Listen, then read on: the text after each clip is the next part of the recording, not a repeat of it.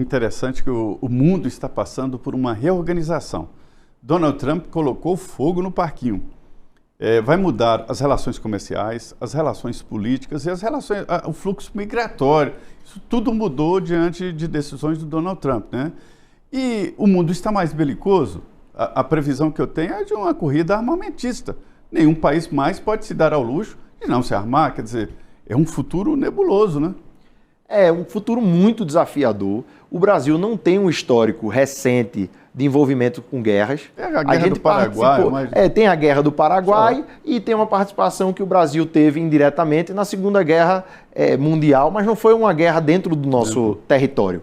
Então, historicamente e pela posição do Brasil de maneira diplomática, é muito assertiva, com a tradição que vem desde o Oswaldo Aranha, de vários outros diplomatas, do Roberto Campos e tanta gente que posicionou ali o Brasil do ponto de vista da agenda da diplomacia internacional numa posição de, digamos assim, boas relações com todos os campos. Está na Constituição, lá nas relações internacionais. Respeitar a autodeterminação dos povos e busca do diálogo. Exatamente. Né? Então, acabou que isso gerou, né, associado também com a questão do fim da ditadura militar no Brasil, gerou um subfinanciamento da defesa no Brasil. Então, isso inclusive não é nem associado a governo de esquerda. Se você pegar um governo como o de Fernando Henrique Cardoso ou o próprio governo Bolsonaro, você tem dificuldades no orçamento da defesa do Brasil, porque essa nunca foi a nossa estratégia. Então é lógico que a gente vê de maneira com apreensão essa corrida armamentista do mundo, e acredito que a estratégia do Brasil vai tentar continuar mantendo boas relações diplomáticas, porque pelo tamanho do território brasileiro e pelo déficit que existe de investimento nos equipamentos da defesa do Brasil, é impossível o Brasil acelerar no ritmo que o mundo vai acelerar. A própria União Europeia, o pacote de investimento que está sendo anunciado em defesa é um pacote enorme, que o Brasil nem se quisesse conseguiria atingir esse mesmo nível de investimento e saindo de uma posição muito mais frágil do que a posição da União Europeia, que sim, vive e convive com guerras e tem exércitos como o exército francês, como o exército da Alemanha, que são exércitos que são muito mais bem equipados do que os nossos. Eu me lembro, deputado, do ex-presidente Sarney, na época presidente do Senado, alertando que a Venezuela estava se armando, comprou caças modernos, muito fuzil, e ele estava superior e poderia fazer a América do Sul aqui promover uma corrida armamentista. E o Brasil não poderia ficar longe disso, né? Porque ficaria vulnerável. E deu no que deu, né? Gastou demais em armas e ficou sem dinheiro. Exatamente. Uma posição que é um país que tem muita dificuldade de cumprir suas obrigações com a sua população. A gente vê isso, inclusive, com o fluxo migratório que acontece da Venezuela para o Brasil, onde tem uma dificuldade enorme, né, do governo venezuelano de manter uma situação econômica do país que viabilize a qualidade de vida das pessoas lá. E um país que tem muitas riquezas, tem a maior reserva de petróleo do mundo é a da Venezuela, e você não conseguir transformar isso em riqueza para a população. Agora, o Brasil adotou outra estratégia. O Brasil não investe tanto na sua defesa, mas o Brasil investiu muito mais nos últimos anos nas políticas sociais e uma série de coisas que garantiram um desenvolvimento econômico para o país e uma rede de proteção social muito mais forte do que, por exemplo, da Venezuela. Pois é, essa é a má notícia, que é uma tendência mundial. O dinheiro hoje aplicado na assistência social vai ser dividido com armamentos, isso no mundo inteiro. E eu, deputado, aprendi no debate lá sobre a nova Bolsa Família, e eu acompanhei muito de perto, que no mundo inteiro, política social é sinal de polêmica. E todos os países, mesmo os mais ricos, precisam de política social. Tem ali uma fração da sociedade que precisa da ajuda do Estado, né? E aqui isso é traduzido através do Bolsa Família. Não é o único programa, mas é através. Como é que você analisa hoje o alcance e o custo do projeto Bolsa Família? O Bolsa Família é um dos principais programas da assistência social.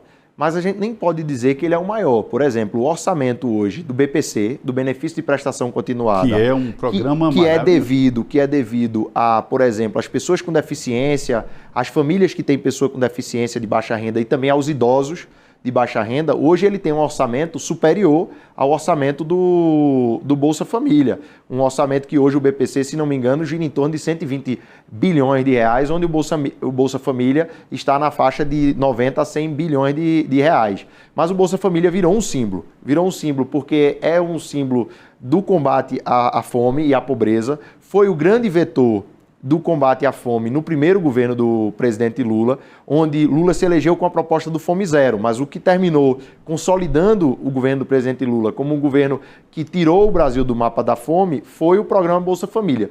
Tanto foi bem sucedido que até o governo que sucedeu, tanto do Temer como do Bolsonaro, acabaram mantendo a lógica do programa, aumentando o benefício. E tem alguns pontos do Bolsa Família que a gente tem que ter muito cuidado, porque às vezes fazem uma discussão que foge da realidade. Então, hoje o Bolsa Família, por exemplo, tem uma regra de proteção onde você pode ser contratado com carteira assinada e continuar recebendo uma parte do Bolsa Família por um período de tempo, que é um incentivo para que a pessoa saia do Bolsa Família e entre na carteira assinada. Outra coisa também, tem muita gente hoje, né, milhões de brasileiros, que tem MEI, que são microempreendedores individuais e que complementam a sua renda com Bolsa Família. Então, Bolsa Família também não pode ser um sinônimo de pessoa que não trabalha ou nada disso. Em geral, as pessoas do Bolsa Família, elas inclusive têm uma segunda fonte de renda, quer seja uma fonte informal autônoma ou até fontes formais, como salário ou uma fonte como microempreendedor individual. Nós, deputados, estamos passando neste momento aqui no Brasil por uma transição no mercado de trabalho. Há dificuldades, eu converso, né, com representantes empresariais, quem tem um funcionário, quem tem 10 mil funcionários, falam da mesma forma, está difícil contratar. Né? Recentemente houve muita polêmica. Isso, na verdade, é o seguinte, os salários estão baixos demais e os empresários não podem pagar salário maior porque o consumidor final não vai aceitar o aumento, né? E aí eu tenho a impressão de que estamos ali num impasse, né? É culpa do Bolsa Família? Não vejo como culpa do Bolsa Família de maneira nenhuma. O Bolsa Família, na verdade, ele dá uma condição melhor para o trabalhador, até de negociar a sua entrada no mercado de trabalho, porque ele não vai aceitar qualquer tipo de salário ou qualquer tipo de condição de trabalho para poder fazer aquela função. Eu, por exemplo, no estado de Pernambuco, a gente tem muito trabalhador safrista no corte da cana-de-açúcar. Eu converso com os usineiros e eles dizem, não, tem muita dificuldade de contratar o trabalhador safrista. Lógico, o cara tem um período curto de trabalho, uma remuneração que hoje não é uma boa remuneração e uma condição de trabalho onde você trabalha muitas horas no sol quente e uma série de coisas que não é qualquer pessoa que aceita R$ 1.500 para poder estar trabalhando nisso. Às vezes você prefere estar recebendo o Bolsa Família e complementando a sua renda como autônomo, vendendo um cachorro quente, trabalhando de outras formas, do que estar nessa condição de você trabalhar de sol a sol no corte de cana. Então, não vejo o Bolsa Família como um instrumento que atrapalha a empregabilidade de maneira nenhuma, mas reposiciona. E, de outra forma, também é importante ver que a garantia mínima da renda, ela também é boa para o outro lado do empresário, que é o seguinte, o empresário tem que ter quem trabalhe para ele, tem que ter quem consuma seus produtos. Quando você distribui dinheiro na base da pirâmide de rendas do país, você aumenta o consumo, você garante que você tenha mais comprador, que é importante também. Tem que ter gente para trabalhar, mas tem que ter quem consuma esse produto. E o mercado interno do Brasil aquecido tem puxado a economia num crescimento que nos últimos anos foi na faixa de 3% e que o nível de desemprego caiu no mínimo histórico. Então, eu acho que estamos no caminho certo. Agora, esse problema do emprego passa por nível de qualificação adequado para algumas funções. Então, algumas profissões, algumas áreas precisam ter um reforço na qualificação profissional e você também precisa ter essa valorização salarial para conseguir reter esses talentos. É interessante, deputado, que eu vi que o senhor está participando de um debate importante sobre a regulamentação das plataformas não são depois a gente fala das plataformas digitais, isso é importante, mas da regulamentação desses mecanismos de transporte, de alimento, de entrega, né? de entrega, Uber, 99, iFood, enfim. E o senhor está encontrando ali dificuldades, né, para definir de como a lei entra, porque os lados não... Aliás, nem os próprios trabalhadores se entendem. Alguns não querem nem a regulamentação.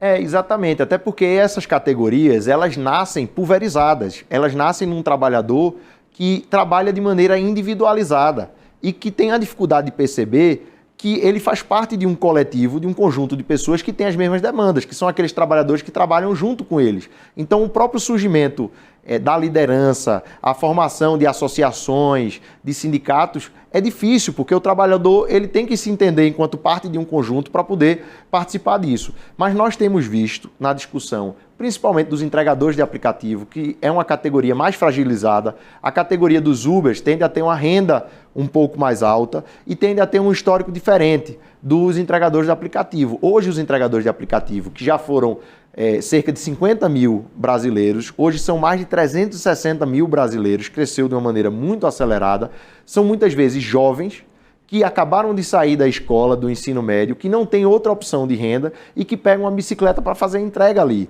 Então é uma situação de carência, pessoas que vêm das camadas mais pobres da sociedade e que têm dificuldade de garantir o mínimo para que eles possam ter a sobrevivência. Então essa organização é importante e a Câmara vai ter um trabalho enorme, porque não vai ser fácil enfrentar esse debate. Unificar é algo novo para o né? mundo e existem divergências tanto dentro da própria categoria, dentro dos entregadores de aplicativo, como também se você pegar a categoria dos Ubers e dos entregadores. E hoje, como esse trabalho por plataforma tem avançado no mundo inteiro, hoje já tem, por exemplo, pessoas que fazem trabalho doméstico por plataforma. Eu ouvi até goleiro de pelada. O goleiro daquele futebol ali, que depende do lugar, chama de pelada, de baba, de rachão. Tem goleiro de pelada por aplicativo. Então veja o desafio que vai ser. Agora, qual é a posição que nós estamos colocando nesse debate? Eu tenho defendido que a gente olhe para a situação de fragilidade dos trabalhadores, em especial dos entregadores de aplicativo, e busque a posição do Estado, não para atrapalhar, não para querer dificultar o empreendedorismo das empresas ou qualquer coisa do tipo, mas para equilibrar essa relação que é muito injusta. São poucas plataformas que detêm muita força, que detêm muito recurso e muitos trabalhadores divididos e com poucos recursos e poucas condições. Então o Estado tem que entrar para equilibrar esse jogo, para equilibrar essa balança e para promover justiça.